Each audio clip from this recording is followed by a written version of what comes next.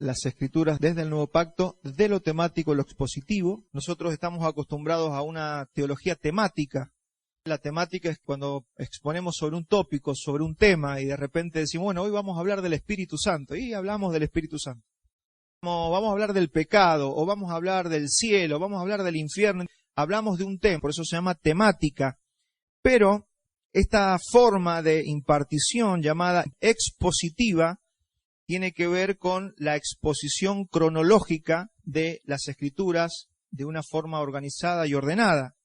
Entonces, es ordenar el texto o un libro o un pasaje en forma cronológica, conforme al tiempo. No nos salteamos, no nos vamos salteando la impartición, sino que vamos siguiendo un libro y, como bien dice acá la presentación, vamos a comenzar por el primer libro de Samuel.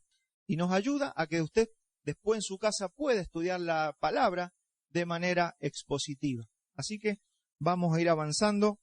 Decirles también que todos los métodos son válidos.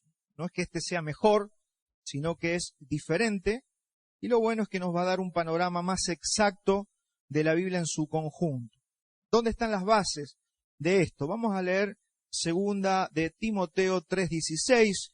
Dice, toda la Escritura es inspirada por Dios y útil para enseñar, para redarguir, para corregir y para instruir en justicia. Toda la Escritura sirve.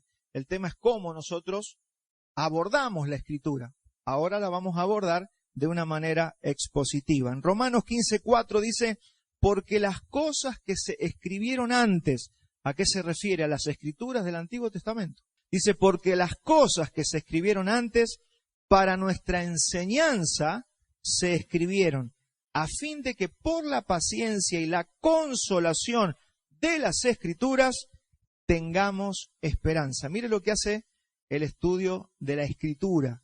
Dice que hay consolación. Algo empieza a pasar en tu espíritu, en tu alma. Nosotros venimos con el daño que hizo este mundo en nuestras vidas, pero a medida que vamos caminando con el Señor, empieza a haber una consolación, una restauración. Y también dice aquí que provoca esperanza. Mire ya por el solo hecho de leer la Biblia. El momento que usted abre la Biblia, usted ya empieza a recibir consolación y esperanza. Es por eso que hace falta que muchos cristianos se reconcilien con la Biblia. Hay cristianos que se tienen que reconciliar con la Biblia, porque no la entienden, no tengo tiempo, trabajo todo el día. Todo eso son excusas porque esa es nuestra respiración. Eso es lo que provoca esperanza, eso es lo que provoca que nosotros seamos consolados. Eso lo dice la Escritura y dice, a fin de que por la Escritura recibamos paciencia y consolación, mire, y esperanza. Tres cosas. Eso es lo que provoca en nosotros la Escritura. Así que es importante que vayamos entendiendo. Y todo esto que estoy haciendo es una introducción. Todavía no vamos a entrar al libro, pero vamos a hacer una introducción para que usted vea la importancia de esto. En este método, como en todos los métodos utilizados, es importante saber el pacto en el cual estamos viviendo. Cuando vamos a hablar de teología expositiva, nos tenemos que ubicar primero en el pacto que vivimos, porque ¿qué le pasa a muchos cristianos? Abren la Biblia en cualquier lado. De repente abren ahí y dice, tienes que matar un cordero y un macho cabrío. Y no entienden. Y dicen, ¿por qué antes se hacía? ¿Por qué hoy no se hace? Porque hay diferentes pactos. Entonces, la persona que se llega a la Escritura tiene que saber en qué Dios le está demandando para sus días. ¿Qué Dios te demanda? A vos no te demanda lo mismo que le demandaba a los judíos del Antiguo Testamento. Por eso hay tanta confusión en el mundo, tantas religiones, tanta gente que dice, no, estos guardan el sábado, los otros no comen cerdo, el otro se pone un sombrero, el otro. Hermanos, no podemos hacer lo que dice la Biblia, porque una cosa es una verdad bíblica, otra cosa es la verdad presente. Y la verdad presente es lo que nosotros necesitamos conocer, porque hay muchos cristianos haciendo cosas que Dios no le pide. Haciendo cosas que Dios no les está pidiendo. Entonces, es importante saber el pacto en el que vivimos. ¿Cuándo? Cuando utilizamos la teología expositiva. Mire, el Señor hizo un pacto con Adán, el Señor hizo pacto con Noé, el Señor hizo pacto con Moisés, hizo pacto con Abraham, hizo pacto con David, pero el mayor de todos los pactos es el pacto eterno en la sangre de Jesucristo, y es el cual nos afecta a nosotros. Si usted quiere saber bajo qué pacto está, usted tiene que saber que estamos bajo el pacto en la sangre de nuestro Señor Jesucristo, para que usted no ande haciendo las cosas que hacía David. Usted no tiene que andar haciendo las cosas que hacía Noé. Si bien podemos aprender, y eso es lo que hace la teología expositiva, aprender de estos hombres, pero todo lo que leemos y estudiamos lo pasamos por la cruz y lo traemos a nuestros días. Entonces, cuando usted abre la Biblia en el Antiguo Testamento y dice que había que sacrificar un cordero, usted dice, bueno, ¿y eso cómo lo hago en mis días? Y usted sabe que a Jesucristo se le llama el Cordero de Dios, que quita el pecado del mundo, y que todo sacrificio se hizo en Cristo Jesús. Por eso es que usted no tiene que hacer sacrificios actualmente. Estamos bajo el pacto en la sangre de Jesucristo. El sacrificio perfecto fue hecho por el Cordero de Dios. Entonces nos empezamos a ubicar en la Biblia, en el tiempo y en el pacto en el que nosotros vivimos. Si todos los cristianos estudiáramos la Biblia de esta manera, habría mayor fundamento y habría menos confusión. Así que nos vamos a meter en este tiempo hasta que el Señor nos permita en ir abordando la Biblia de esta manera expositiva. ¿Qué es pacto? Pacto es la forma en la que Dios se dirige, se conduce, interactúa y comunica con su creación. Eso es pacto. Es el acuerdo que Dios hizo con el hombre en diferentes tiempos. Hoy estamos en el pacto por la sangre de nuestro Señor Jesucristo. Por eso Jesús en la última cena tomó la copa, dice, y tomó el vino y dice, este es el pacto en mi sangre. Beban todas las veces esta copa hasta que yo regrese. Entonces, hoy estamos bajo el nuevo pacto. Mire, otra cosa que tenemos que aprender cuando nos adentramos a la teología expositiva es que la cruz divide la historia de la humanidad. Si usted ve hasta los libros de historia, usted va a ver que las fechas dicen antes de Cristo o después de Cristo. Y esto sirve y lo usan hasta los ateos. Antes de Cristo, después de Cristo. No se puede ignorar, porque fue tan poderoso lo que Jesucristo hizo. Acuérdese que Jesucristo es el mismo Dios que se tuvo que hacer hombre. No era un hombre común, es Dios hecho hombre, porque tuvo que venir a pagar como hombre la deuda que todo ser humano tenía con Dios, el haber pecado.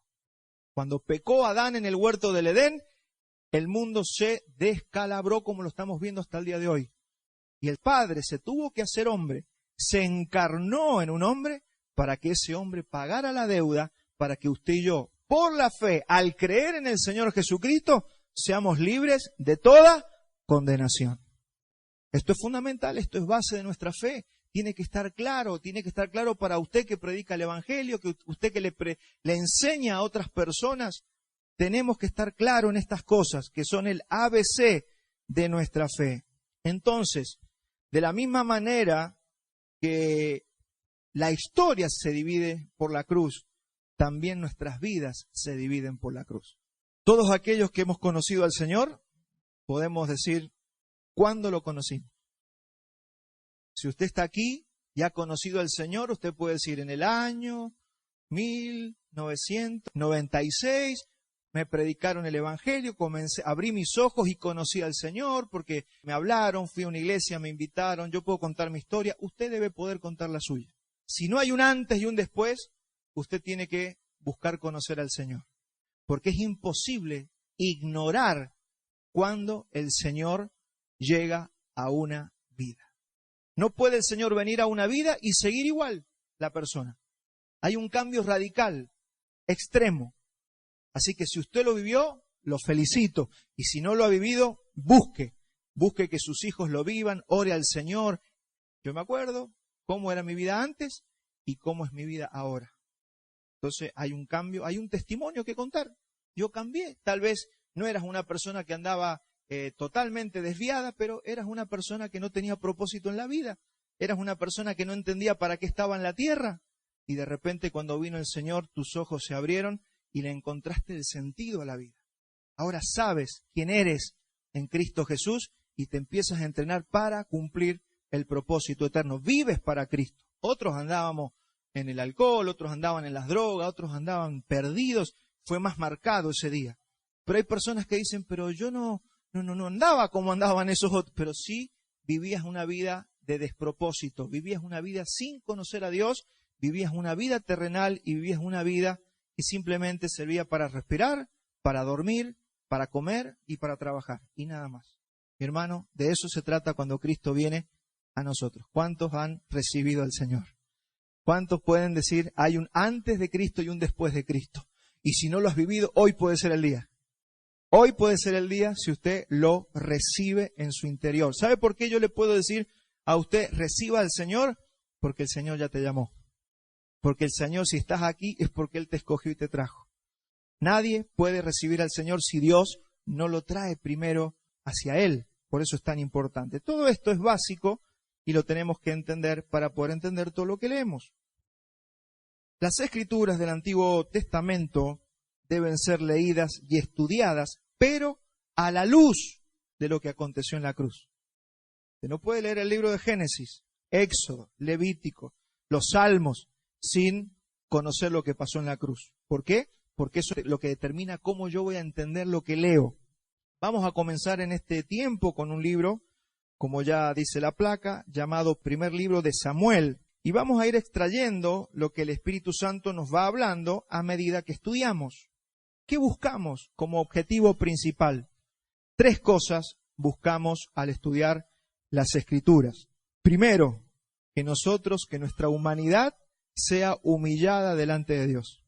Eso buscamos. Cuando usted abre la Biblia, tiene que haber una humillación de lo humano, porque lo humano con Dios no se lleva bien. El hombre viejo, el hombre caído, la raza humana caída no puede tener comunión con Dios.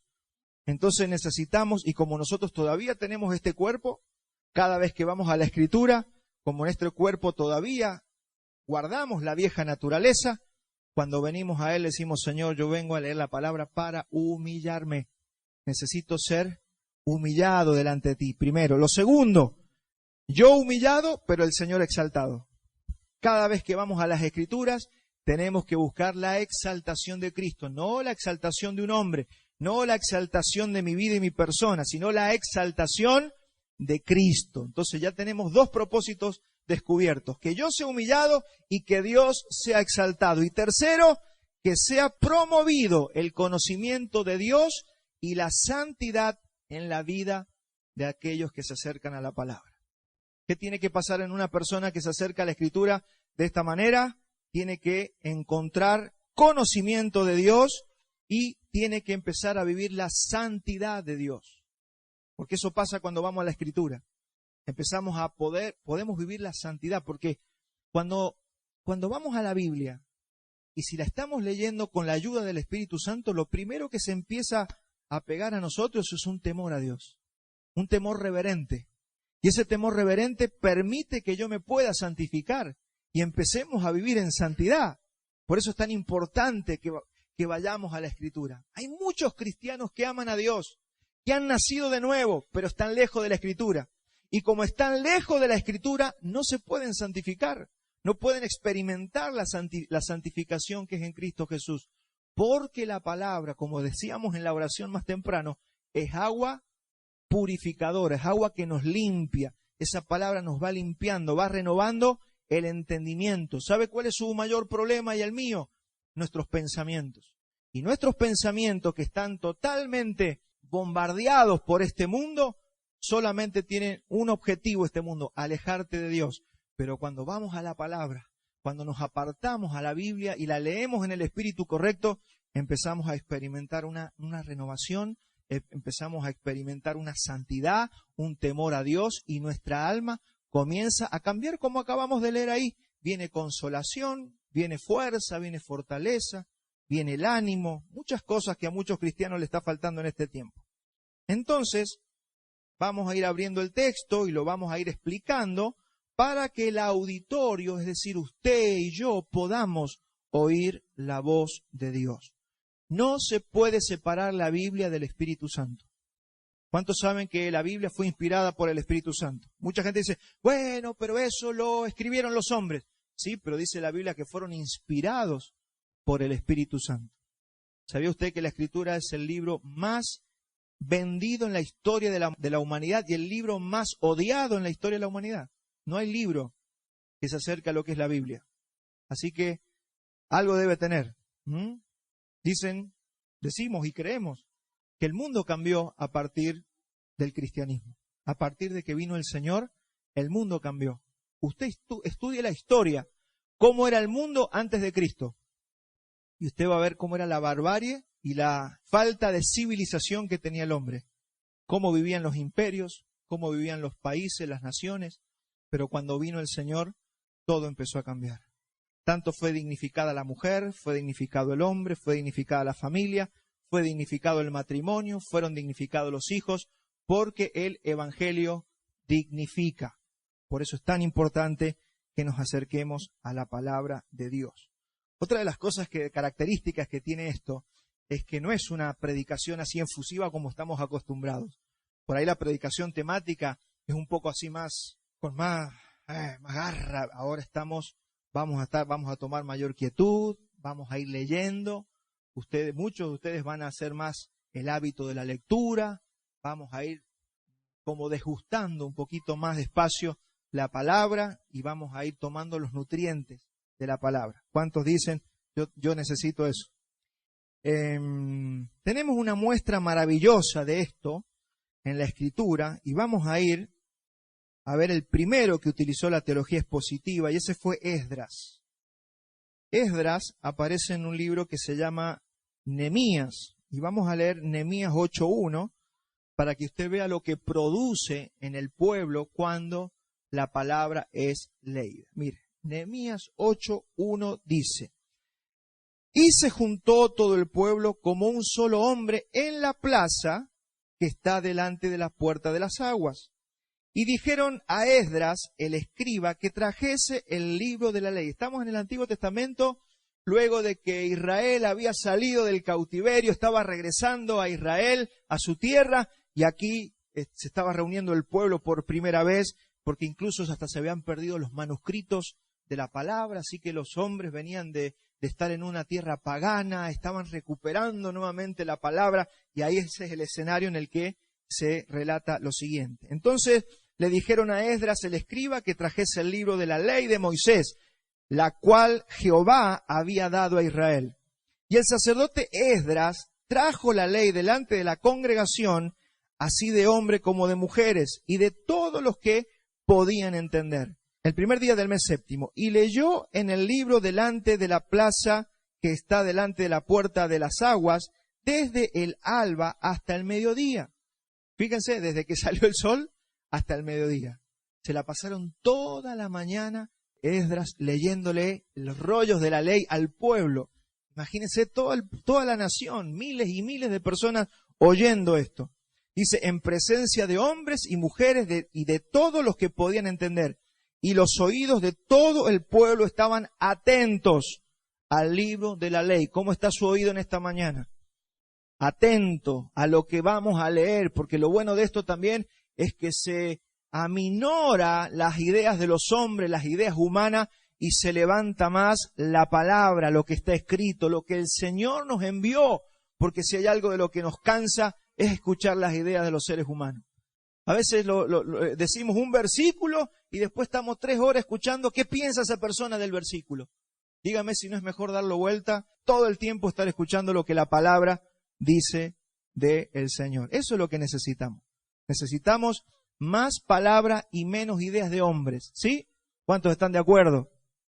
Pero tiene que prepararse mentalmente, físicamente. No se puede estar, ya 15 minutos ya se cansó de escuchar. No, prepárese. Yo sé que hay veces que no estamos, mire, es como ir a la facultad después de grande, ¿no? Sentarse ahí, escuchar a un profesor 45, 50 minutos. La verdad que si uno no está entrenado, tiene que entrenarse y tiene que hacer las primeras armas para recuperar el ritmo. Ritmo de estudio, ritmo de lectura, ritmo de oír. ¿Cuántos creen que eso va a pasar en nosotros? ¿Sí? Y el escriba Esdras estaba sobre un púlpito de madera que había hecho para ello, y junto a él estaban Matatías, Sema, Anías, Uriaca y varios hombres que estaban ahí también, que habían venido con él, dice su mano derecha y a su mano izquierda. Dice, estaba Pedaías, Misael, Malquías, Hasum, Hasbadana, Zacarías y Mesulam. Abrió pues Esdras el libro a los ojos de todo el pueblo, porque estaba más alto que todo el pueblo. y cuando lo abrió, todo el pueblo estuvo atento. Bendijo entonces Esdras a Jehová, Dios grande, y todo el pueblo respondió, amén, alzando sus manos, y se humillaron y adoraron a Jehová inclinados a tierra. Mire lo que empezó a pasar allí. Eso es lo que tiene que estar pasando, que nosotros exaltemos al Señor. Los 3 propósitos que recién leímos, que se humille el hombre, que se humille lo humano, porque lo humano con Dios no puede tener comunión excepto que lo humano se llene de Dios. Usted necesita estar lleno del Espíritu Santo. Fuimos diseñados como seres humanos para estar llenos del Espíritu Santo. Usted es un vehículo del Espíritu Santo. Así fue diseñado el hombre. Por eso cuando los hombres no están llenos del Espíritu Santo, pierden todo propósito de vida. Así que no le parezca a usted algo de otro planeta el ser lleno del Espíritu Santo. ¿Qué dicen los apóstoles? Sean llenos del Espíritu Santo. ¿Qué pasó en el aposento alto? Fueron llenos del Espíritu Santo. No se puede vivir con Dios si no se está lleno del Espíritu Santo. No podemos estar llenos de las cosas de este mundo. Permanentemente tenemos que buscar la llenura y la plenitud del Espíritu Santo. No hay nada más sublime para el hombre que ser lleno de Dios. Mire, yo no sé qué es lo que usted anhela, cuáles son sus deseos en esta tierra, pero nada va a ser más deleitoso que ser lleno del Espíritu Santo. El que tiene oído para oír, oiga lo que el Espíritu le está diciendo a la iglesia. Y Nehemías, el gobernador, y el sacerdote Esdras, escriba, y los levitas que hacían entender al pueblo, dijeron a todo el pueblo, día santo es a Jehová nuestro Dios, no os entristezcáis ni lloréis, porque todo el pueblo lloraba oyendo las palabras de la ley. Claro, por más de 70 años habían perdido las escrituras. No la habían podido oír más que algún recuerdo. Toda una generación se murió en ese cautiverio en Babilonia. Así que imagínense lo que era el pueblo de Israel regresando a las Escrituras. Y muchos de ustedes están en ese día, en esta hora. Muchos de ustedes están regresando a las Escrituras, van a regresar a las Escrituras, van a volver a abrir la Biblia y va a salir vida de esas letras, porque esa Biblia, esas letras que usted tiene con tinta y papel, no son solamente tinta y papel, sino que el Espíritu Santo va a hacer que vida brote de ese libro y puedas entender lo que el Señor te está hablando, porque Dios te dejó un recado, Dios te dejó un mensaje y está en la Biblia esa que tenés en tus manos. Así que muchos están, ay Señor, háblame, ay Señor, háblame. Ahí tiene la Biblia. Ahí te habló el Señor. Porque todo lo otro se presta para, así Dios me dijo, con que Dios te dijo. Y la mayoría de las veces va en contra de lo que dice la Biblia. Así que, hermanos, si usted quiere oír la voz de Dios, vaya a las Escrituras. Y eso es lo que esta iglesia está haciendo. Vamos a las Escrituras. Luego les dijo, id y comed grosura. Esto es lo que usted va a hacer más o menos dentro de un par de horas. Dice que estuvieron hasta el mediodía leyendo la palabra, el pueblo lloraba, era consolado, se gozó y fíjense lo que dice. Luego les dijo, id, comed grosuras y bebed vino dulce y enviad porciones a los que no tienen nada preparado, porque día santo es a nuestro Señor. No os entristezcáis, porque el gozo de Jehová es vuestra fuerza. Mire, yo no sé usted, pero cada vez que yo me reúno con usted, yo salgo más fuerte.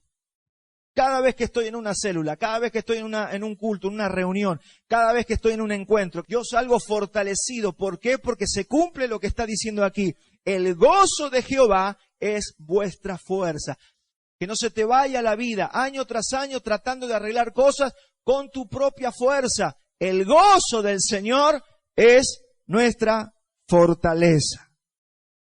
Una aclaración que quiero hacer cuando leemos la Biblia, y esto nos va a ayudar a todos, es que la pregunta cuando leemos la Biblia no es qué significa para mí, sino que vamos a empezar diciendo qué quiso decir el autor.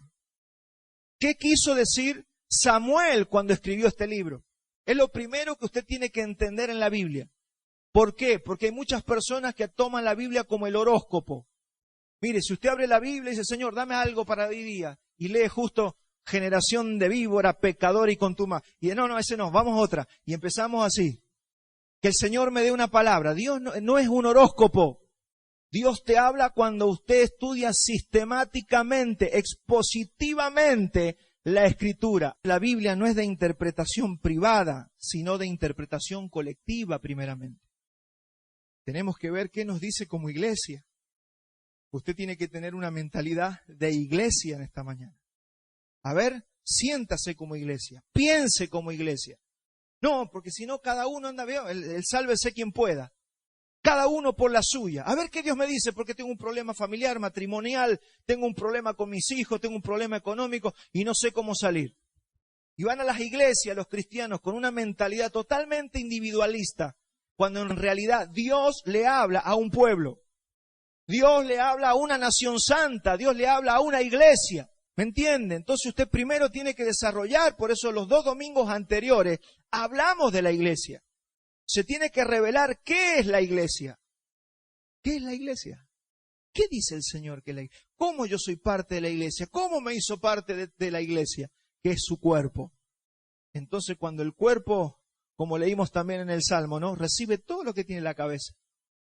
¿Sabe por qué muchos cristianos no reciben lo que tiene la cabeza? La cabeza es Cristo. O sea que el cuerpo está diseñado para recibir todo lo que Cristo tiene. Mire qué grande lo que acabo de decir.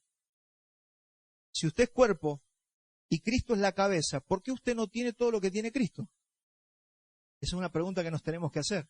¿Por qué no tengo todo lo que tiene Cristo? Porque no me veo como cuerpo. Porque es lo que dice Pablo y lo que dice el Señor Jesucristo. Tienen que discernir el cuerpo. Tienen que entender la iglesia. Lo que en el Antiguo Testamento era el pueblo de Israel, hoy es la iglesia. Otro punto que usted tiene que entender para que leamos la Escritura. Usted dice, bueno, pero en el Antiguo Testamento había un pueblo, una nación llamada Israel, que en la cruz se transformó en la iglesia. ¿Y qué hacemos con los judíos que están allá en el mar Mediterráneo? Dice Pablo, esas son las ramas que fueron desgajadas. Y están allí. Dios los ama, pero ¿sabe qué? Han rechazado al Mesías. Y un día, cuando venga el Mesías a la tierra, dice, todo Israel será salvo. Así que dejemos los judíos terrenales allá en el mar Mediterráneo, dejémoslos ahí y usted entienda qué es la iglesia. ¿Quién es el Israel de Dios? El Israel de Dios es la iglesia y el cuerpo de Jesucristo. Así que todo lo que Dios está hablando a Israel, ahora te lo está hablando a vos. Porque yo he escuchado muchos que dicen, no, eso se lo decía a los judíos. ¿Y quiénes son los judíos? Usted es el verdadero judío del nuevo pacto. Nosotros somos los verdaderos ciudadanos de la nación de Israel. Uy, qué maravilloso que es esto cuando se entiende. Porque algunos dicen, no, yo quisiera estar con los judíos allá que saben tanto. Hermano, lo único que tienen los judíos que están desgajados y en el mar Mediterráneo tienen conocimiento arqueológico e histórico, no tienen más nada que eso. Pero usted es el pueblo de Dios. Ahora, si usted no se cree pueblo, ¿cómo va a poder recibir lo que es para su pueblo? Si usted no se reconoce cuerpo, ¿cómo va a recibir lo que viene de la cabeza? Así que la identidad que usted tiene determina lo que usted recibe. Si no tiene identidad, porque en el reino de Dios todo se activa por fe y para fe. Así que si te crees cuerpo, recibes lo que tiene la cabeza. Si te crees pueblo de Dios, recibes el cuidado de la nación de Dios. ¿Me va siguiendo? Hermano, esto es para que se active en tu vida todo lo que el Señor le da a su pueblo. Y a mí me da tristeza que tantos cristianos no puedan recibir porque no están creyendo. Este profeta llamado Samuel, que es el que escribe este libro, es un enlace. Si el profeta Samuel hace como un enlace entre los jueces que gobernaron Israel y los reyes que iban a comenzar a gobernar la nación de Israel. Recuerde, cuando estudiamos la nación de Israel es una sombra y una figura de lo que somos hoy día como nación. Entonces, hasta ahora, Israel, la nación que había sido sacada de Egipto, había sido gobernada por patriarcas. ¿Quiénes eran los patriarcas? Y Abraham, Jacob, así Dios gobernaba a su nación. Dios la gobernaba con un líder, por eso llamó a Abraham. Después llamó a Isaac, después llamó a Jacob, pero siempre Dios utilizó un hombre para gobernar su pueblo. Esos son llamados los patriarcas. De esa manera el Señor gobernaba a su pueblo, lo hizo con Moisés, lo hizo con Josué. Pero luego de la muerte de Josué, dice la Biblia que también murió toda una generación de israelitas, y se levantó, es como que murió toda una generación y los hijos no conocían a Dios. No tenían el conocimiento que tenían sus padres. Y eso trajo una situación, un montón de gente que no conoce a Dios y se apartaron de Dios y dice que se fueron a adorar a los Baales y a Astarot. Eso dice la Biblia. En ese contexto es donde aparece el profeta Samuel. Dice que se fueron, dejaron de adorar al verdadero Dios y se fueron a adorar a Baal y a Astarot. Jueces 2:13, eso está ahí, fíjese. Y dejaron a Jehová y adoraron a Baal y a Astarot. ¿Quiénes son estos tal Baal y Astarot? Miren, eran deidades que se adoraban en aquellos días, y voy a poner las imágenes a continuación, porque esto está en todo el mundo, no es un solo Dios de una sola nación, sino que Israel adoptó unos dioses que venían siendo adorados desde Caín. Eran dioses que eran en la región de Caldea, y que, ¿cuántos se acuerdan de la Torre de Babel? La humanidad venía, era un solo grupo de gente, hasta que dijeron, vamos a hacer una torre para llegar, para tener comunión con los ángeles caídos, y querían adorar a los demonios. Entonces cuando Dios vio eso, dice que Él confundió a ese pueblo y dice que les confundió las lenguas. Y así se crearon las naciones de la tierra. Así nacieron todos los países que usted conoce hoy, por la confusión de lenguas. Pero todos adoraban a un mismo Dios en la raíz. Y se empezaron a ir hacia diferentes regiones porque no se entendían en su habla, y ahí comenzaron a adorar a estos dioses, pero con diferentes nombres. Pero en la raíz es la misma deidad. Esto es importantísimo entenderlo porque nos permite entender el mundo. Entonces, ¿cómo se adoraban estos ídolos? Lo tremendo y lo terrible de esto es que se adoraban con sexo ritual y se adoraban a través de los sacrificios humanos. Por eso usted va a ver en todas las culturas de la historia, si se viene a los mayas, si va a los aztecas, si va a los incas, si va a los babilonios, dice que ellos, ¿qué hacían? Adoraban a través de sacrificios. Si usted ve las películas, le sacaban hasta el corazón a las personas y se lo ofrendaban a los dioses. Esa es estas dos deidades. Aquel es Baal y esta es Astarot. Es un dios masculino y femenino, pero que en el trasfondo usted sabe quién es. ¿Quién sabe quién es el que está detrás de todo esto? Usted sabe que es Lucifer. Lucifer, que se manifiesta a través de estas deidades porque Lucifer quería ser adorado, entonces lo hace a través de los dioses. Por eso estaba prohibido adorar a otros dioses que no sea el creador del cielo y de la tierra. Ahora sí, pasamos a la segunda. Usted vamos a ver cómo esta es una imagen que representa la estatua que muchas culturas se hacen, que es el dios también llamado Moloch, donde incluso los israelitas ofrecían a sus niños recién nacidos para ser pasados por el fuego, es decir, lo tiraban, esa estatua tenía un vientre hueco donde se hacía fuego, y allí hacían pasar a sus hijos por el fuego. Eran sacrificios para los dioses. Entonces, ¿por qué lo hacían? Lo hacían para que hubiera lluvia, para que hubieran buenas cosechas, para ganar las guerras y las batallas que tenían que pelear con otros pueblos. Entonces empezaron a sacrificar a otros dioses. Y usted sabe que Satanás se involucra cuando es adorado y le empieza a dar poder a algunas personas. Entonces eso el hombre lo descubrió. Entonces empezó a adorar a los demonios, como dice la Escritura. Entonces, cuando usted ve a Israel en el desierto que hacen un becerro de oro, es esta misma deidad. El becerro de oro de Israel en el desierto es Baal. Nada más que se adoraba con sexualidad ritualista. O sea, toda esa aberración que usted alguna vez escuchó por allí es lo que hace y hasta el día de hoy se hace. Hasta el día de hoy se adora a Satanás de esa manera. Hoy con diferentes maneras. Hoy tal vez no hay una estatua con un vientre lleno de brasas para quemar a los niños, pero se ha permitido el aborto en las naciones de la tierra y ahora el lugar donde se sacrifican los niños es en el mismo vientre de su madre. Así está la humanidad, mi hermano. Así que nosotros, pasa que a veces es como que estamos acostumbrados a ver este mundo, pero el mundo adora a Moloch, el mundo adora a Astarte, porque Astarte era la diosa de la fertilidad, por eso se adora con sexo ritualista que se llama. Y nosotros no podemos ser ignorantes de estas cosas. Tenemos que saber lo que el mundo hace en la oscuridad. El mundo está bajo maldición y se está cayendo a pedazos por causa de que el mundo sigue adorando a Baal y a Astarte. Y vamos a ver algunos nombrecitos que nos van a permitir entender. Miren, Babilonia se conocía como Istar y Marduk. En Grecia era conocida como Afrodita y Zeus. Son los mismos dioses. Algunos dicen, bueno, esos son los dioses griegos, esos son los dioses romanos. Es todo lo mismo.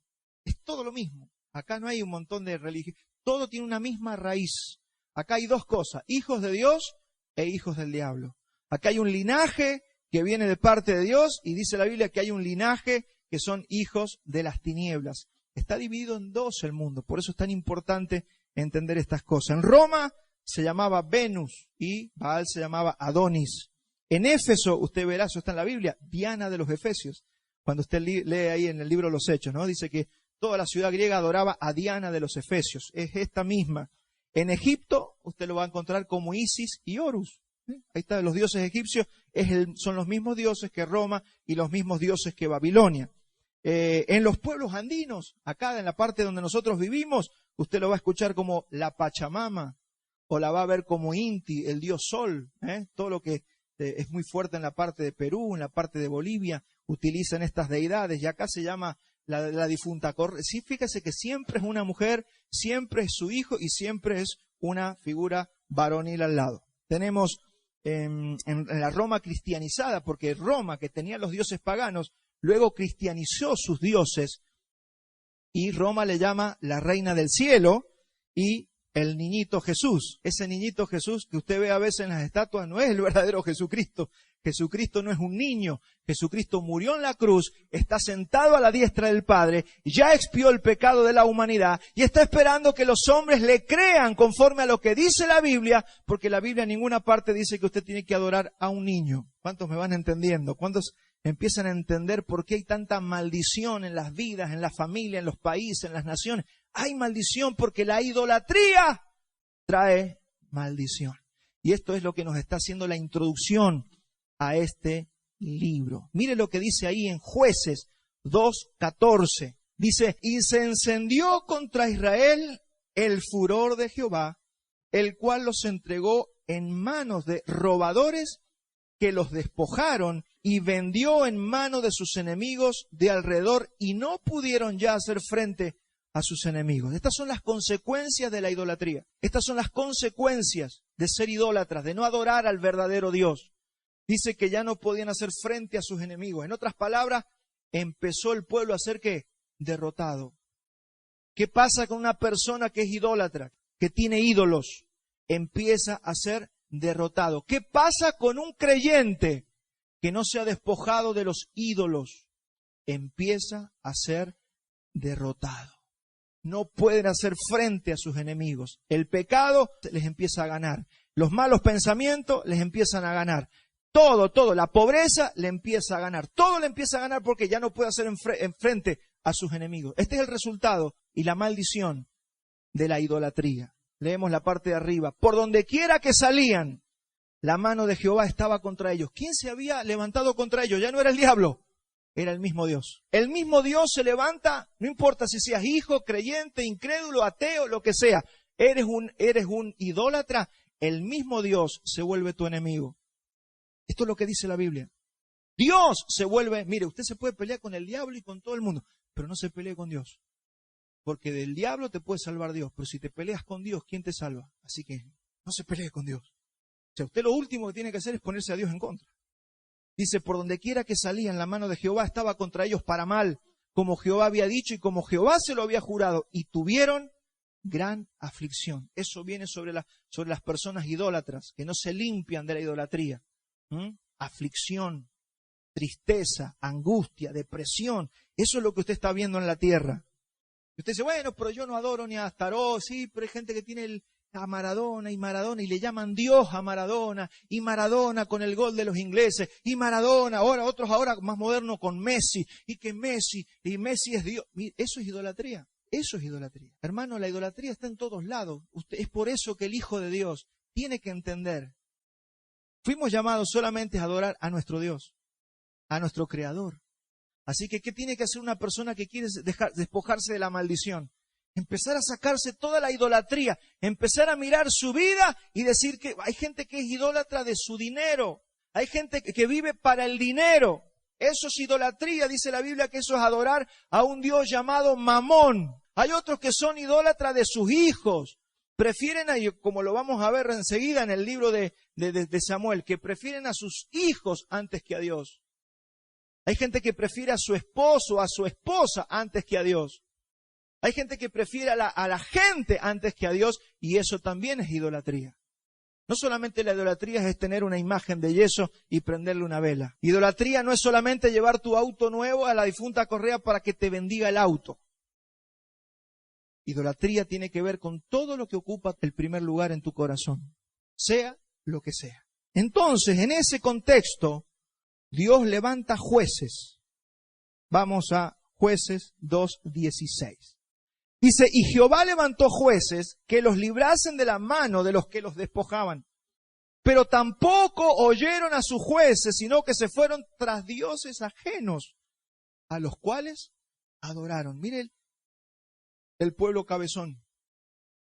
Y dijimos que el pueblo de Israel en el Antiguo Testamento hoy es la iglesia. Y sabe que en los días de hoy no es muy distinto a los días antiguos. Todavía hay muchos creyentes, mucha gente que se llama cristiana, que es idólatra. ¿Quién eran estos jueces? Tenemos a Otoniel, tenemos a Ot, Samgar, Débora, Gedeón, Tolá, Jair, Jefté, Ibsán, Elón, Abdón y Sansón. Alrededor de 14 fueron los jueces.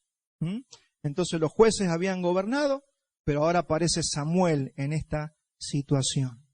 Mire, mi hermano, lo triste es que hoy en las iglesias tenemos mucha gente que se llama cristiana y en su mayoría viven como quieren. No prestan atención a sus jueces, no prestan atención a la voz profética, no prestan atención a la gente que les habla. Cuando se habla la palabra no se está tirando una sugerencia, estamos oyendo lo que Dios nos está diciendo. Y cuando nosotros tomamos esto como una sugerencia y después llegamos a nuestra casa y hacemos, sí, pero bueno, el pastor dijo esto, pero no es tan así. Y bueno, si lo dijo el pastor, pero el tema es que lo dice la Biblia, porque un pastor puede decir cualquier cosa, pero cuando lo dice la Biblia, mi hermano, no podemos tomar esto como una sugerencia. Por eso, ¿para qué estamos los pastores, los maestros? Estamos para instruir al pueblo en la palabra de Dios. Yo no quiero hacerlo a usted pensar como yo pienso. Yo voy a pensar para mí, usted va a pensar para usted, pero usted tiene que pensar conforme a lo que dice la palabra de Dios, no conforme a lo que el pastor le quiere hacer pensar a usted. Esa es una forma de idolatría. Mire, una de las formas de idolatría en las iglesias es que la gente piensa como el pastor. Claro, para la carne, que todos ustedes piensen como yo pienso y me infla, pero ¿sabe qué? Eso es idolatría. Eso es pecado delante de Dios. ¿Yo qué tengo que hacer? Que usted piense conforme a la palabra de Dios. Dios le dio un cerebro a usted para que usted lea. Por eso hoy vamos a ver alrededor de 50 pasajes bíblicos donde usted puede leer lo que dice la palabra de Dios y no solamente leerlo acá. Llegará a su casa, usted tiene una Biblia y puede abrir la Biblia y puede ver si lo que se le está predicando verdaderamente es así. Porque hay que terminar con la corrupción. Hay corrupción en todos lados y en las iglesias también. Por eso es tan importante lo que vamos a hacer en este tiempo. Mire, mi hermano, gente que vive como quiere, que hacen lo que quiere, que se congregan cuando quieren, que ofrendan cuando quieren, y eso tiene resultados. Esa idolatría tiene resultados. Porque cuando yo no hago lo que Dios espera de mí, yo estoy poniéndome yo como un ídolo. Hay gente que el mayor ídolo que tiene son ellos mismos. Por eso se llaman egocéntricos. El centro es su ego. Ego significa yo en idioma griego. Entonces son ellos los que se idolatran. Es todo lo que yo quiero. Es todo lo que yo digo. Es todo como a mí me gusta. A mí no me importa lo que le gusta a los demás. A mí no me importa lo que digan los demás, ni me importa lo que dice la Biblia. Es como yo tengo ganas. Eso es la peor idolatría. Por eso dijimos que cuando viene la palabra, nosotros nos tenemos que humillar delante del Señor. Tiene que ser exaltado el Señor y tiene que empezar a nacer un espíritu de santidad y de pureza en cada uno de nosotros, incluido el que está hablando. usted no le hace un favor a Dios al congregarse. Usted no le hace un favor a Dios cuando usted le sirve a Dios. Usted se congrega y sirve porque conoce lo que es bueno para usted y conoce cuál es la voluntad de Dios. Por eso estamos acá. No, que a veces venimos como que le hacemos un favor a Dios y al pastor. Usted no me está haciendo un favor a mí.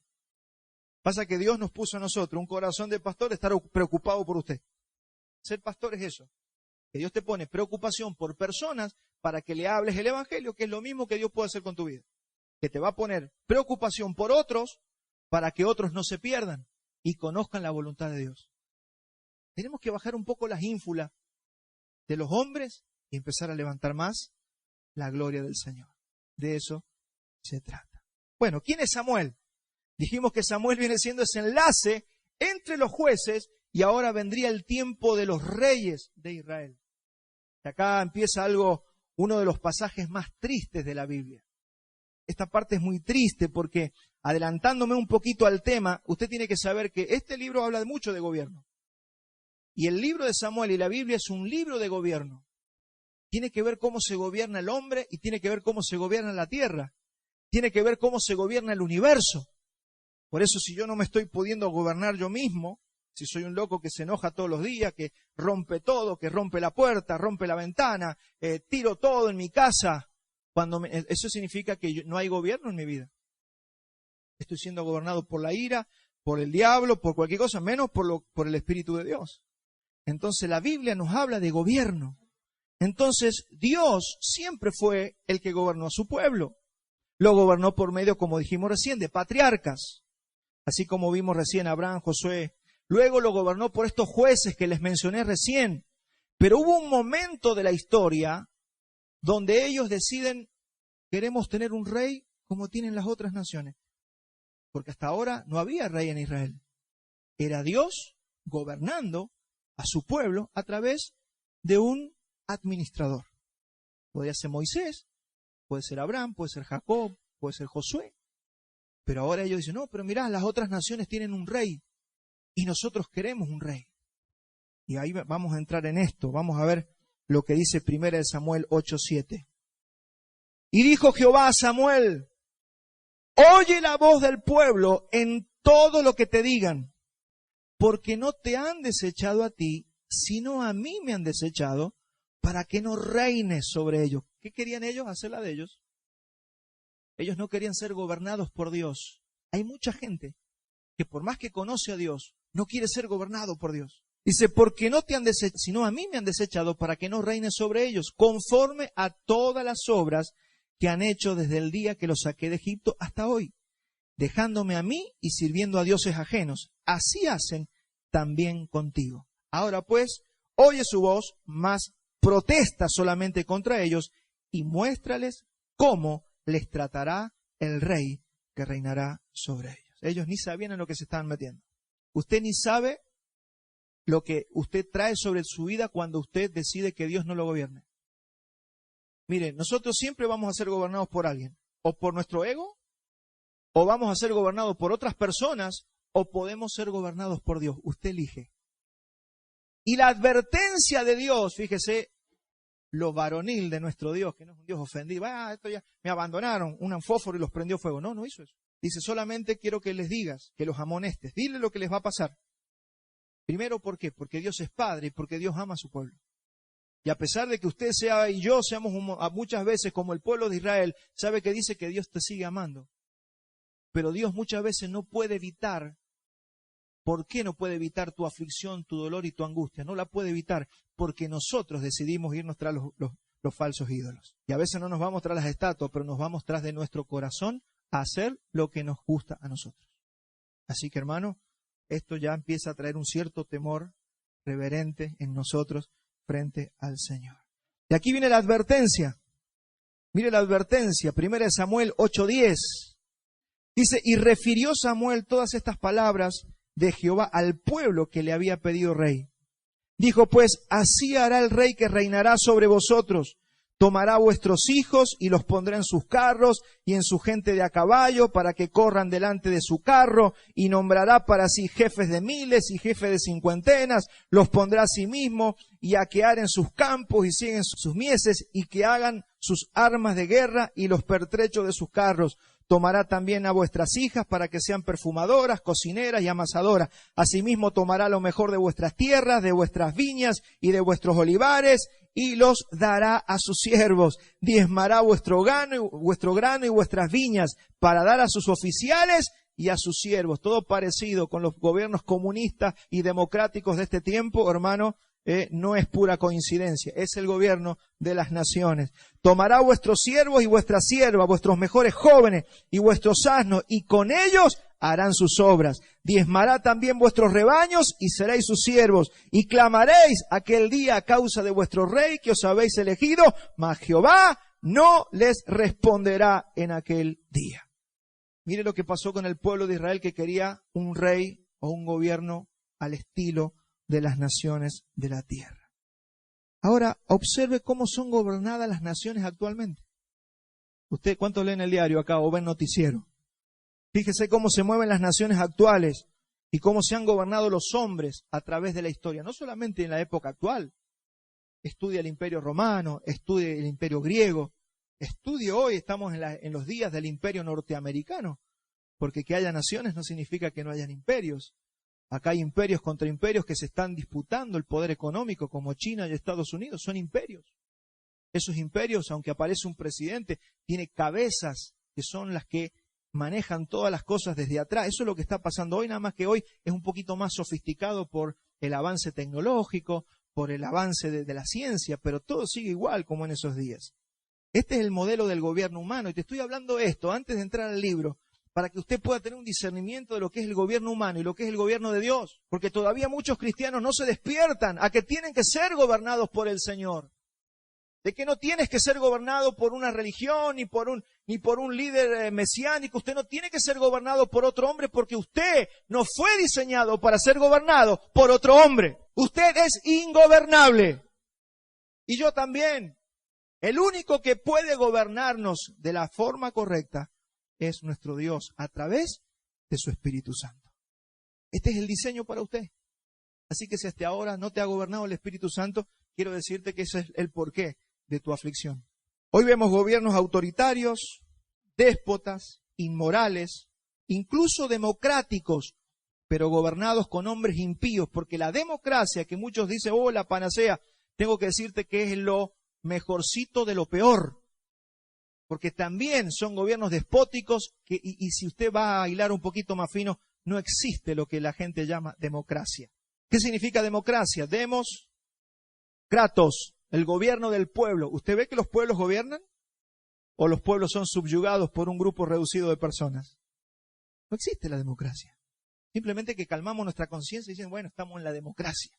Pero en realidad no existe. Acá hay 3 o 4 que gobiernan todo, los demás se tienen que cerrar la boca. Actualmente, si usted vive en Estados Unidos, un día viene el gobierno y le dice, necesito tu hijo de 18 años para mandarlo a Afganistán o a Irak. Todo lo que el Señor le advirtió a Israel. Si usted vivió en los 80, aquí en la Argentina, venían los militares y decían, 18 años, vamos a las Malvinas. Y usted tenía que cerrar la boca. Actualmente, usted y yo pagamos el 70% de nuestras ganancias al Estado, al fisco. El 70% de lo que usted gana se va al Estado, a la nación en la que nosotros vivimos. Esos son los impuestos que usted paga. Todo lo que el Señor le advirtió de los gobiernos humanos. Todo lo que el Señor advirtió. Eso es lo que vivimos hoy. Mi hermano, pero acá vienen las buenas noticias para usted y para mí. Dios diseñó una nación para que sea gobernada por Él mismo. Esa nación fue inaugurada en la cruz del Calvario. Se llama la Iglesia del Señor, su cuerpo. Y si estás sentado en este lugar, es porque fuiste llamado por Él a ser un ciudadano del reino de Dios. Linaje escogido por Dios, para que te entrenes y esperes su venida. ¿Qué esperamos? ¿Qué oramos al principio? Que el Señor viene. Que esto que usted ve en el mundo no va a terminar así. Que el Señor prometió que viene en su segunda venida y dice que Él va a gobernar las naciones de la tierra y las va a regir con vara de hierro. ¡Qué tremendo! ¿Cuántos viven en esa esperanza? ¿Ve que la palabra te llena de esperanza y de consuelo? Que no importa que estos te roben, no importa que venga una hiperinflación, no importa que estos perversos, bueno, sí importa porque duele y trae angustia, pero ¿sabe qué? Por sobre eso estamos nosotros y está el cuerpo de Cristo, está la iglesia. Pero si usted no lo entiende, si usted no lo vive, si no vive en el temor del Señor y vive tirado a la idolatría o adorándose usted mismo, usted va a vivir, por más que esté en la iglesia, va a vivir la misma aflicción que viven todos los ateos y los que no creen en Dios. ¿Me entiende? Por eso es importante que usted y yo recibamos la palabra de esta manera. ¿Y sabe qué dijo el Señor? Cuando yo venga, los que hayan sido fieles van a gobernar conmigo. Pero mi hermano, dice Apocalipsis 5:10, y nos ha hecho para nuestro Dios reyes y sacerdotes, y reinaremos sobre la tierra. Y dice la canción, gloria al Cordero de Dios. Esa es nuestra esperanza. No importa si usted se muere hoy, yo me muero hoy. Un día, dice la palabra, vamos a resucitar. Él nos vendrá a buscar. Dice que nos dará cuerpo glorificado, así como resucitó el Señor. Y dice que Él nos vendrá a buscar. Iremos a la boda del Cordero. Y después dice que vendremos con Él.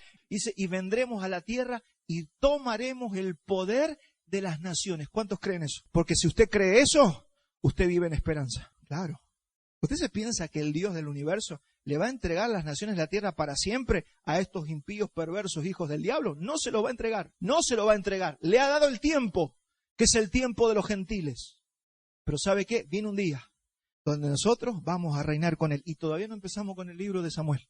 Es toda introducción, para que vea usted la riqueza que nosotros vamos a ir adquiriendo a medida que estudiemos la palabra de una manera expositiva. Segunda de Timoteo 2:11 dice, palabra fiel es esta: si somos muertos con Él, también viviremos con Él. Si sufrimos, que es el tiempo en el que estamos, también reinaremos con Él. Si le negáremos, Él también nos negará. Pero si fuéramos infieles, Él también permanece fiel.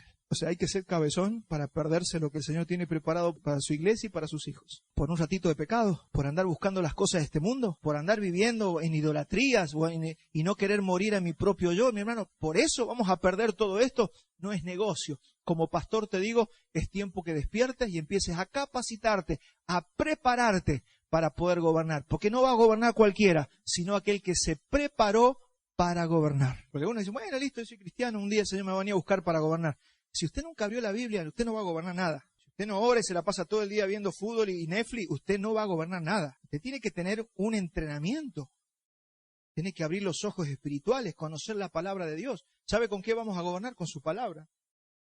¿Cómo va a gobernar si no? El mejor libro de leyes es la Biblia. ¿Cómo va a gobernar si no conoce las leyes del Señor? ¿Qué va a defender? Los líderes son necesarios ¿para qué? Para acompañarnos, para llevarnos a escuchar la voz de Dios. No están para ocupar o invadir la obra del Espíritu Santo. Por eso es importante entender que el centro de este libro es ser gobernados por el Espíritu. Usted está diseñado para ser gobernado por el Espíritu de Dios. Y usted no deje que otro hombre invada la obra del Espíritu Santo en su vida. Ahora, tiene que tener la habilidad para recibir la instrucción de sus líderes, pero no para que su líder sea un ídolo para usted. Eso es lo más difícil de lograr en los cristianos de hoy en día, porque ven a un predicador, ven a un pastor, a un anciano, quedan así como, oh, hermano, usted tiene que decir, oh, cuando ve a Cristo, no cuando ve a las personas. A las personas se las respeta, se las honra, se recibe la instrucción, pero ¿de qué sirve que usted escuche siempre a un hombre, pero nunca escuche la voz de Dios? ¿De qué sirve? Entonces ahí nacen lo que se llama ¿qué? Las religiones. Uno que piensa y 100 que no piensan. Esas son las religiones. Ahora, el reino de Dios, el Espíritu Santo está disponible para todos nosotros. Para cada uno de nosotros está disponible el Espíritu Santo. Dice que Él no da el Espíritu Santo por medida. Él te lo da todo. ¿Cuántos han leído la Escritura? Todo lo que usted quiera de Dios viene sobre usted. Ahora, ¿usted qué tiene que hacer? Apartarse de los ídolos, apartarse de toda esta forma pensante de este mundo. Entonces usted ha sido diseñado para ser gobernado por Dios. Como dije recién, usted es humanamente ingobernable. Fíjese qué pasa en las naciones de la tierra. Ningún presidente puede gobernar la nación. Y si gobierna el 40%, tiene el 60% en contra. Y ese 40% que tiene a favor, porque algo le da. Es imposible gobernar. La nación argentina, ¿cómo hacemos para gobernarla? Mire, puede venir uno mejorcito que el que tenemos. Se va a levantar, y la otra mitad del país se le va a levantar en contra. ¿Por qué? Porque es imposible gobernar al hombre si el hombre no es gobernado por el Espíritu Santo. Quiero hablarte un poquito sobre liderazgo. Vamos a ir a Lucas 22-24. Dice, esto nos dice el Señor, hubo también entre ellos una disputa sobre quién de ellos sería el mayor. Porque esto ha pasado siempre. ¿Quién va a ser acá el que corta el bacalao? Es decir, ellos, los apóstoles, querían ver quién era el que más mandaba. ¿Quién estaba sobre los otros? Acá el Señor nos va a dar una enseñanza. Y Él les dijo, los reyes de las naciones se enseñorean sobre ellas, y los que sobre ellas tienen autoridad son llamados bienhechores, es decir, son adulados, mas no así entre vosotros. A ver, iglesia, ahí empieza para usted. No va a ser así entre ustedes, sino que el mayor entre ustedes sea el mayor entre vosotros como el más joven, y el que dirige como el que sirve. ¿Para qué estamos? Para servir. Cada uno en el área que fue llamado. Yo le sirvo con la palabra. Usted tendrá otro tipo de dones y usted puede servir a otro con los dones que el Señor le dio. Pero todos estamos para servir a otros. No es porque yo soy acá y el que yo digo se hace. No, mi hermano, eso. ¿Cómo un padre gana autoridad en la casa? ¿Golpeando con el puño a la mesa y diciendo yo soy el hombre? No, sirviendo a su familia. Mire, mi hermano, y esto para los varones. Cuando la mujer te dice lávame los platos, lave los platos. Pero ¿sabe qué? Yo estoy sirviendo a mi casa. Y como sirvo mi casa, gano mayor respeto. ¿Se da cuenta? El servicio es así. Estoy aprendiendo a servir mi casa. Porque a veces no pensamos, no, los varones, no, que todo lo hace la mujer. No, no. Hay que servir la casa. Hay que servir a nuestros hijos, hay que servir a nuestras esposas, porque allí comenzamos a ganar la autoridad. Ahí se gana la autoridad. Para poder servir a otros, primero dice la Biblia, hay que servir en nuestra propia casa. Hay que cortar el pasto, hay que limpiar el patio, hay que lavar los platos, hay que dejar todo ordenado, no dejar las medias arriba de la mesita de luz. Todo eso es parte del servicio. Eso y mucho más, por supuesto. Pero todo eso es necesario. Porque a veces los varones, cuando éramos muy ignorantes, más ignorantes que ahora, nos pensamos que eso era irrelevante. No, eso, no soy mujer de la casa, yo voy a trabajar, a traer el mango a la casa. Sí, así les va después. Entonces, mi hermano, mire, nosotros nos ganamos autoridad sirviendo. Es lo que el Señor nos está enseñando acá. Dice, el que quiere ser el mayor, el que quiere verdaderamente ser mayor, tiene que ser como el que sirve. Sirva. Pero no servir para que lo pongan después en anda y lo lleven así para todos lados. No, servicio te hace ganar un grado de autoridad frente a tu esposa, frente a tus hijos, frente a la iglesia, frente a los empleados, frente a todo, a la sociedad. El viento voló algo, levante, no le va a pasar nada. ¿Dónde vamos? Y eso estoy aprendiendo yo ahora. ¿Cómo puedo servir? ¿Cómo puedo servir? ¿Sabe cómo va a cambiar la iglesia? Porque acá tenemos 3 o 4 o 10 servidores, pero acá necesitamos que todos seamos servidores. ¿Sabe cómo necesitamos que nuestros hermanos que vienen temprano todos los domingos, el otro domingo vengan otros y que digan, ahora vamos a servir nosotros? Mire, cuando entendamos esto, nos vamos a pelear por servir. Y vamos a levantar un pueblo que verdaderamente vive bajo servicio. ¿Y sabe qué va a hacer el servicio? Nos va a hacer más grandes. Entonces, vamos a permitirnos que esto se levante con gente de servicio. Vamos a transformar nuestra iglesia. Empecemos por la casa. Porque hay algunos que no hacen nada en la casa y quieren servir en la iglesia. Y hay un principio que dice, el que no gobierna bien su casa, no puede hacer nada en la iglesia del Señor. A veces los hombres queremos que nuestra mujer nos admire, que nuestra mujer nos respete. ¿Sabe por qué nuestra mujer a veces no nos admira, nuestros hijos no nos respetan? Porque nosotros somos como dice vulgarmente, unos bandos en la casa. No hacemos nada, nos creemos que porque traemos la plata y sostenemos la casa ya hicimos todo lo que teníamos que hacer. Todo eso es un diseño de este mundo. El mundo está caído por eso. Pero cuando los principios de Dios empiezan a llenar nuestras vidas, hermano, ay, las casas. Veo que hay gente que no quiere llegar a la casa, vas a estar desesperado por llegar a tu casa. Vamos a estar desesperados porque es el lugar, el ámbito de paz, el ámbito de respeto, el ámbito donde ejercemos nuestro verdadero liderazgo. Eso tiene que ser nuestras casas. Hermano, ¿y cuándo vamos a empezar? Y empecemos ahora que está llegando la palabra. ¿Cuándo vamos a empezar? Cuando pasen los años y ya nuestra esposa dice, bueno, y es así el viejo, déjalo. Y los hijos dicen, no, ese es mi papá, yo ni me quiero parecer a mi papá. ¿Ahí vamos a empezar? ¿O vamos a empezar ahora? Que nuestros hijos digan, oh, yo quiero ser como mi papá. Yo quiero ser como él. ¿Por qué? Pero no porque es multimillonario. No porque es famoso y juega al fútbol en la primera de no sé dónde. No, yo quiero ser mi papá porque lo admiro, porque lo respeto, porque verdaderamente se ganó. Hay algo que no se ve, pero esa autoridad se la ganó sirviendo. ¿Cuántos dicen amén? Entonces el liderazgo de servicio es la forma de gobierno divino. No es enseñoreándose de personas, sino sirviendo a las personas, porque somos llamados a servirlas. ¿Sabe quién es el primer servidor? Dios. Algunos se piensan que Dios está en su trono. No, Dios dice, el hombre pecó. ¿Qué hacemos? ¿O le tiro un fósforo y lo prendo fuego? ¿O yo, dice Dios, me hago hombre, voy a la cruz, derramo mi sangre y perdono los pecados del hombre, lo recupero, levanto la iglesia? Dios es el primer servidor. Jesús dijo, yo estoy acá como el que sirve. ¿Quién estaba enfermo? Iba y sanaba al enfermo. Eso es servicio. Orar por una persona es servirla. Él servía a sus discípulos porque los tenía que, les predicaba el evangelio, los enseñaba. Eso hacía Jesús. Preparaba, servía a sus discípulos. Usted sirve a sus hijos. El Señor se humilló hasta lo sumo, dice la palabra. ¿Qué hace el líder? ¿Qué hace el que tiene un verdadero liderazgo? Se humilla. El líder se humilla. Dice que Dios, Jesucristo, no estimó ser igual a Dios como cosa que aferrarse. ¿Qué hizo? Se humilló. ¿Sabe lo que es ser Dios y hacerse hombre? Es como que usted se haga hormiga y encima venga otro y lo pise. Eso es humillarse. Dios se humilló. Y todo líder se debe humillar. Hay que limpiar el piso, hay que ayudar a alguien, hay que servir. Eso es lo que tenemos que hacer. Acá tiene que iniciar algo en nosotros. Entonces el Señor se encarnó para salvarnos. Ahora Dios sirve, pero Dios no es servidumbre del hombre. Una cosa es servir, otra cosa es servidumbre. Ahora, ¿nosotros por qué servimos? No porque somos servidumbre. Servimos porque decidimos servir. Y no es que a Jesús lo humillaron, Él decidió humillarse. Esa es la diferencia. Nos decidimos humillar. Yo decido humillarme porque entendí lo que es el servicio. Y esta iglesia, ¿sabe cuándo va a cambiar? Cuando sus miembros decidan servir. Si no nos preparamos, hay gente que está sentada en la silla, esperando que Dios lo use. Señor, úsame. No se han preparado. Dios no puede usar a una persona que no se preparó.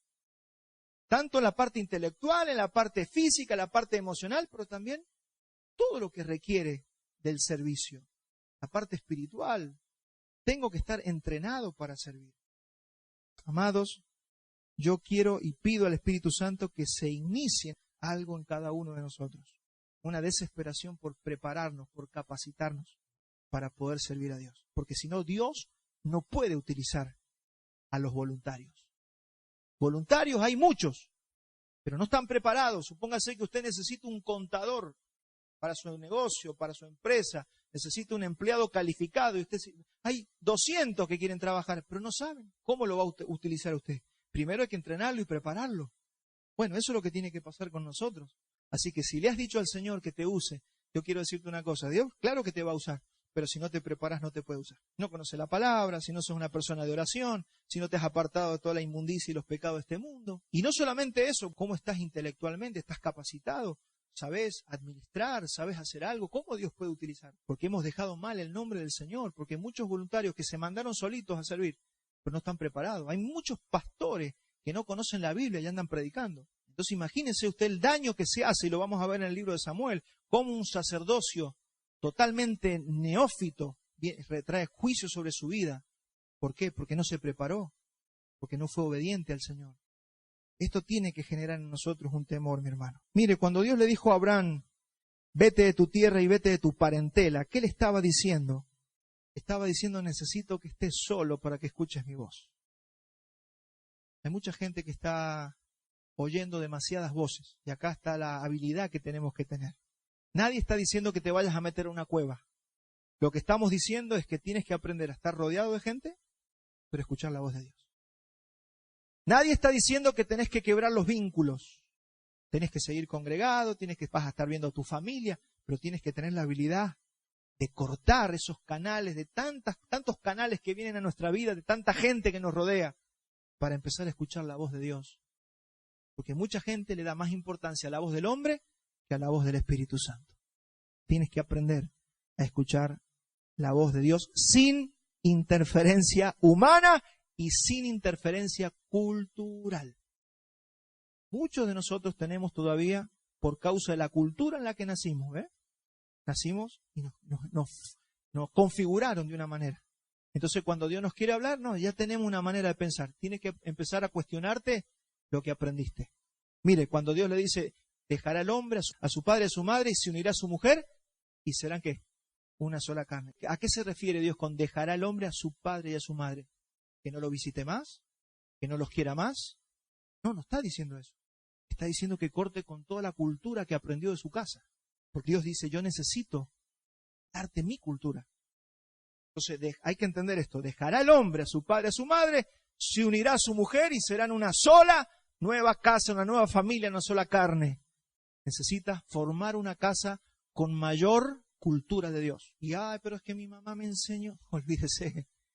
Que mi papá, y repetimos patrones de los padres, de los abuelos, hermanos, hasta que usted no deje su casa, usted va a seguir repitiendo los patrones. No puede ser tan difícil cambiar, mi hermano. ¿Sabe por qué es difícil? Porque no dejamos los patrones de la casa. Y siga amando a su mamá, siga amando a su papá, abrácelo, visítelo, pero ¿sabe qué? No piense como ellos. No porque ellos nos dieron lo que pudieron, pero ahora usted.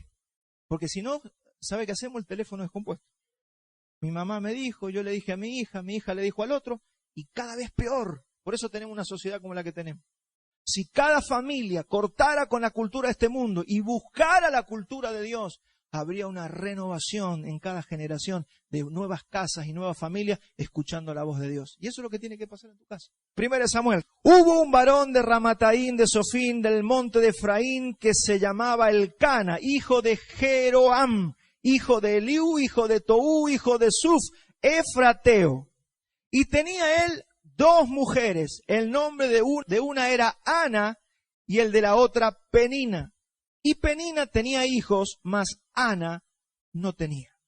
Y ahí vamos a parar. ¿Por qué? Porque la impartición expositiva de la palabra es ir parando y explicando lo que acabamos de leer. La primera pregunta que surge es esto, pero ¿cómo este tenía 2 mujeres? A mí me dicen que tengo que tener una y este tenía 2. Y está en la Biblia. Entonces las preguntas que se hacen los hombres cuando ven esto, dicen, ¿cómo es esto? Vemos aquí la costumbre de la poligamia en todas las épocas de la historia del hombre, pero en ese tiempo, usted fíjese, tan fresca la Biblia, ¿no? Y tenía 2 mujeres. Entonces, ¿por qué vemos la costumbre de la poligamia? Eso lo vimos también con Jacob, que tuvo a Lea y a Raquel. ¿Qué tengo para decirte? Que Dios no aprueba la poligamia. Incluso hay religiones como los mormones que aprueban la poligamia. Pero yo qué tengo que decirte, Dios ni la Biblia aprueban la poligamia. Sin embargo, los hombres toman decisiones que traen dolor para sus vidas. Abraham cometió el error de la poligamia, teniendo a Sara, pero como no tenía hijos, ya buscó a su sierva Agar, la hizo su esposa y ahí nació Ismael. Todos conocen la historia si han leído el libro del Génesis. Pero vamos a ir a Levítico. Levítico 18:18 dice, no tomarás mujer juntamente con su hermana, para hacerla su rival, descubriendo su desnudez delante de ella en su vida. Ya la ley tenía prohibido en los días de Samuel que los hombres tuvieran 2 mujeres. Sin embargo, usted sabe que los hombres no siempre obedecen a Dios. En Levítico 20:10 dice, si un hombre cometiera adulterio con la mujer de su prójimo, el adúltero y la adúltera indefectiblemente serán muertos.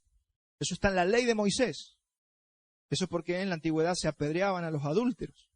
Y usted dice, pero ¿y por qué no se apedrean ahora? Porque estamos, como dijimos al principio, bajo otro pacto. Hay un pacto diferente en el que vivimos. Sin embargo, no deja de ser pecado. Sin embargo, no deja de ser algo que esté en contra de la ley de Dios. Y nosotros a veces nos sorprendemos de que, pero míralo, a este hombre tenía 2 mujeres. ¿Y sabe qué pasa? Parece que no le pasaba nada. Y eso nos puede pasar en el día de hoy. No solamente si tenemos 2 mujeres, solamente con cualquier pecado que a usted se le cruce por la mente. Como no nos cae el rayo inmediatamente, como pecamos y no pasó nada, creemos que no es tan importante. Dígame si no pensamos así muchas veces. El otro día me enojé y le dije de todo y lo insulté. Y no cayó un rayo. Así que bueno, parece que la próxima vez que se enoja también se siente que tiene el permiso de volver a insultar y de volver a enojar. Como no pasa nada, nosotros tenemos o nos sorprendemos de que no pase nada. Sin embargo, con el tiempo se empiezan a ver las consecuencias. Con el tiempo se empiezan a ver las consecuencias. Pablo habló de esto en Gálatas 6:7.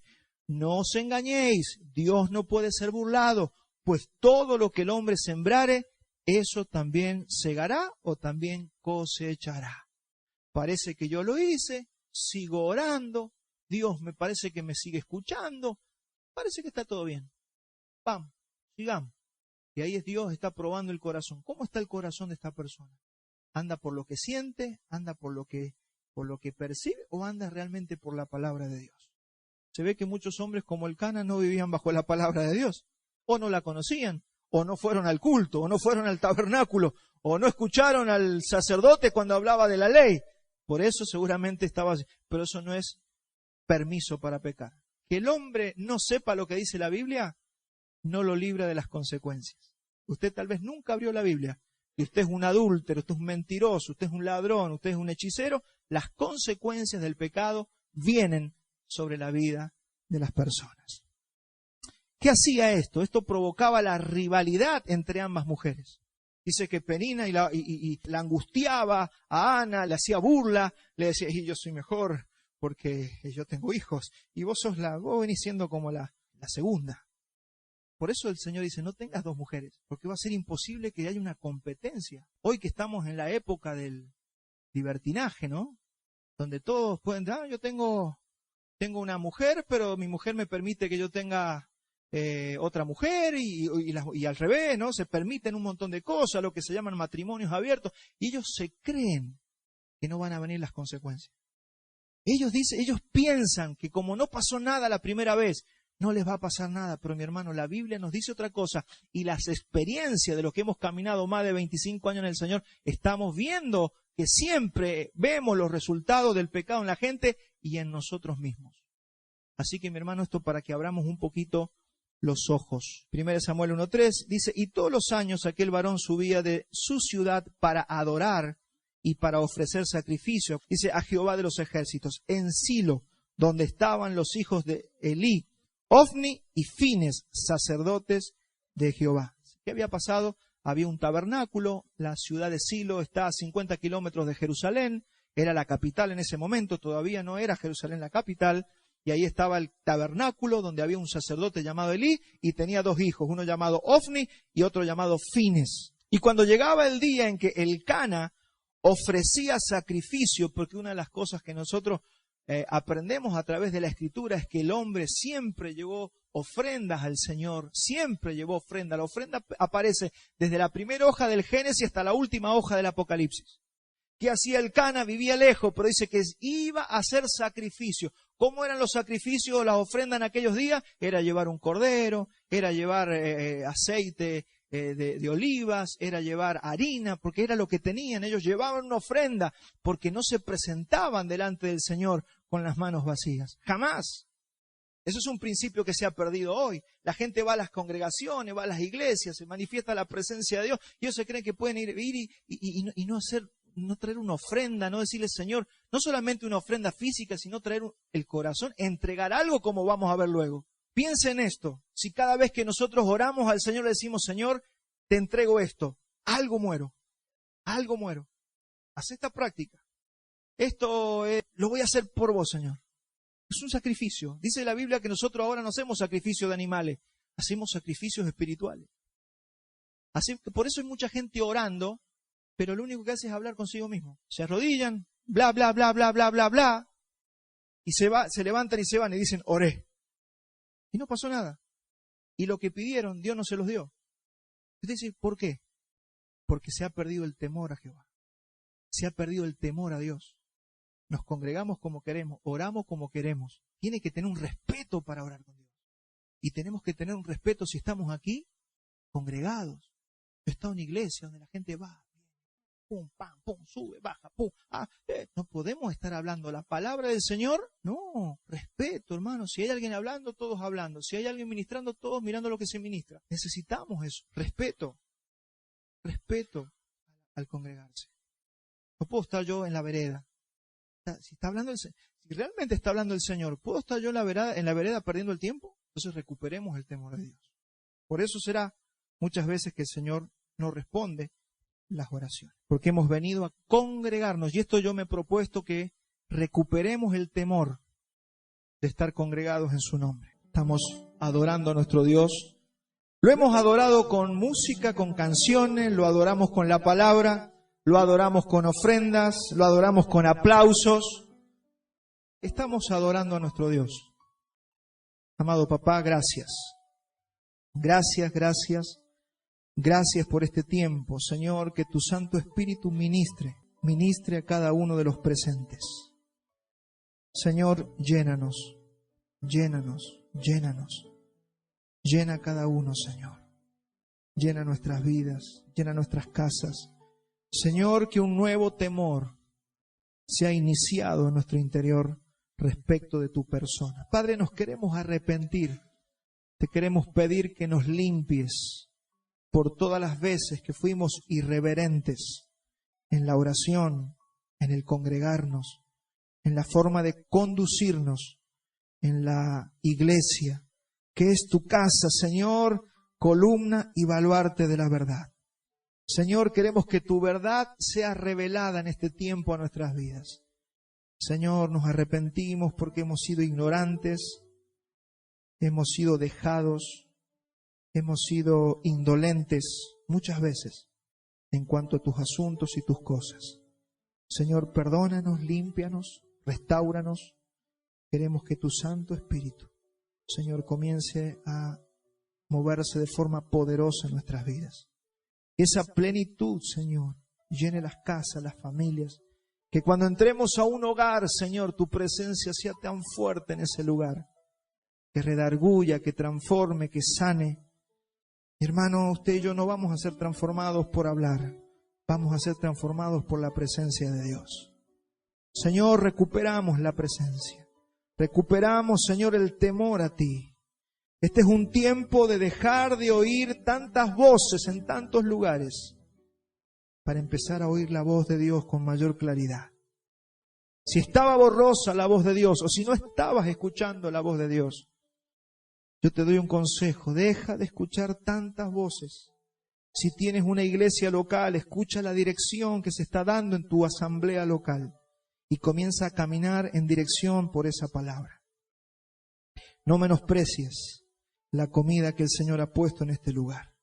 Señor, nosotros clamamos a ti y te pedimos que nos limpies profundamente y que nazca en nosotros un temor nuevo, un temor reverente delante de tu trono y por tu santidad y por tu espíritu.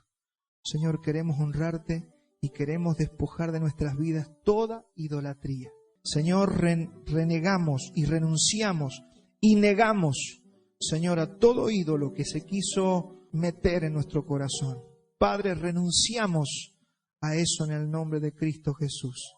Padre, no queremos ser como esos ídolos, mudos, ciegos, sordos. Señor, es por eso que muchos no escuchan tu voz, pero hoy renunciamos, hoy nos volvemos a ti y te pedimos que nos hables y que les hables a cada familia para que cada familia tenga la dirección de cómo debe dirigirse en este tiempo. Te lo pedimos en el nombre de Cristo Jesús.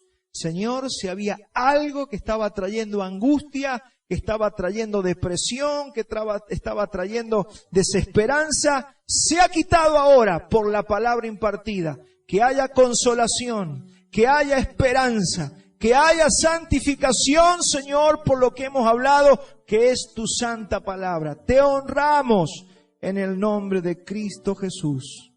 Amén y amén.